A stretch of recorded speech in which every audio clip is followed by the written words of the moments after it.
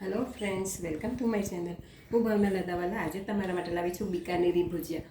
આ બિકાનેરી ભુજિયા માર્કેટમાં તો બહુ ઇઝીલી અવેલેબલ છે, પણ તમે ઘરે બનાવશો તો તમારા ટેસ્ટની અને બહુ જ સરસ થાય છે અને બહુ વારી નથી લાગતી.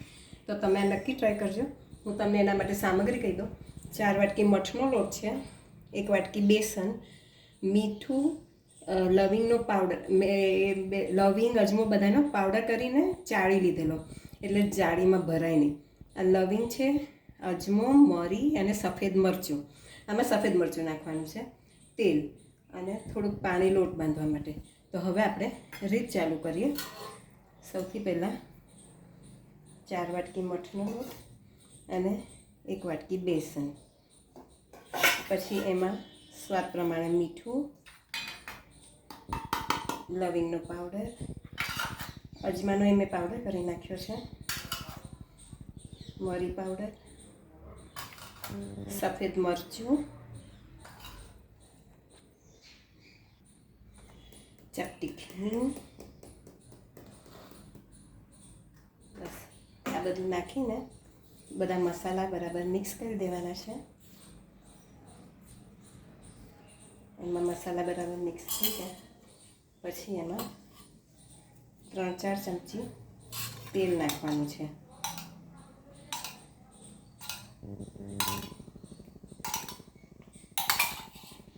બસ હવે એને મિક્સ કરીને ધીમે ધીમે પાણી નાખીને લગભગ રોટલી જેવો લોટ બાંધવાનો છે. આ બંધ થઈ જાય પછી હું તમને બતાડું. બસ જો મેં તેલવાળા હાથ કરીને આવી રીતના બધા ગુલ્લા આવી રીતના કરી નાખ્યા છે.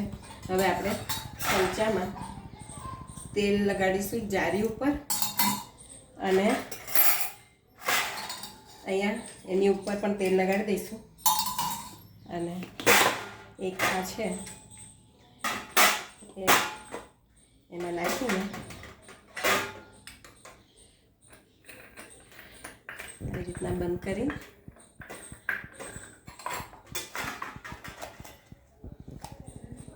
પછી આપણે એને ગરમ તેલમાં તળી લેવાનું છે. મેં તેલ ઓલરેડી તપાવવા મૂકી દીધું હતું.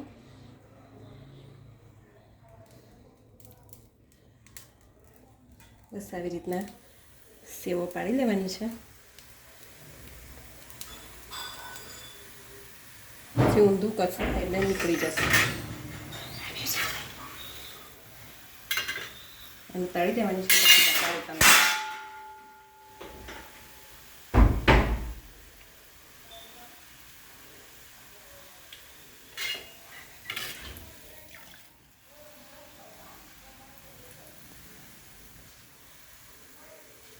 આ બધી સેવો આવી રીતના ઉપર આવે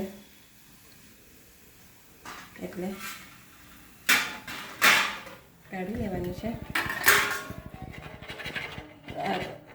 આ બધી સેવો હું બનાવી દઉં અને પછી એના ભુજિયા જે ગાંઠિયા બનાવવાના છે એ ગાંઠિયા માટે એક ગુલ્લું રાખ્યું છે. એ કેવી રીતના બનાવવાના એ પછી બતાડું તમને સેવ કરી. જુઓ મેં આવી રીતના બધી સેવો તૈયાર કરી દીધી છે. હવે આપણે એની અંદર જે ભુજિયા આવે છે ગાંઠિયા એની એ કરીએ. તો એના માટે આપણે થોડાક મરીનો જે ભૂક્કો હતો કકરો એ નાખીશું, થોડોક અજમો અને ચપટીક સોડા, એકદમ ચપટીક. બસ એ બધું નાખીને મિક્સ કરી દઈએ અને પછી એના ગાંઠિયા કેમના બનાવવાના એ હું તમને બતાડું. આ જો આવી રીતના તેલવાળો હાથ કરીને સરસ આવી રીતના મચેડી કાઢવાનું છે. અને પછી નાના નાના ગુલ્લા લઈ એને આવી રીતના લાંબા લાંબા કરીને પછી આમ કરીને આમ ટ્વિસ્ટ કરીને ફરી આવી રીતના એ કરી દેવાનું છે. આવી રીતના આપણે બધા ગાંઠિયા તૈયાર કરી લઈએ. પછી જુઓ એકવાર બતાવી દો ફરી. આવી રીતના લાંબા કરીને પછી એને આમ કરીને આમ વીંટાળીને ફરી એ કરી દેવાનું છે. આ બધા ગાંઠિયા તૈયાર કરી દઉં પછી તમને બતાડું. હવે જો મેં બધા આવી રીતના આ ગાંઠિયા તૈયાર કરી નાખ્યા છે. હવે એ ગાંઠિયાને આપણે ગરમ તેલમાં તળી નાખીશું. ગાંઠિયા બધા તળાઈ જાય પછી હું તમને બતાડું. તમે જોઈ શકો છો આ ભુજિયા આપણા સરસ મેં ધીમા તાપે તળવા લીધેલા એટલે કડક થઈ ગયા છે.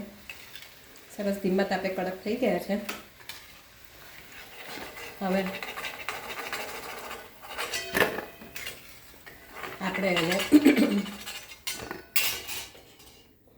આપણી સેવ છે એમાં મિક્સ કરી દઈશું. તો આપણા બજાર સ્ટાઇલ બિકાનેરી ભુજિયા સેવો તૈયાર થઈ ગઈ છે. જો તમને મારી આ રેસીપી પસંદ આવે તો પ્લીઝ મને સબસ્ક્રાઈબ જરૂરથી કરજો અને બેલ બટન દબાવજો. Thank you.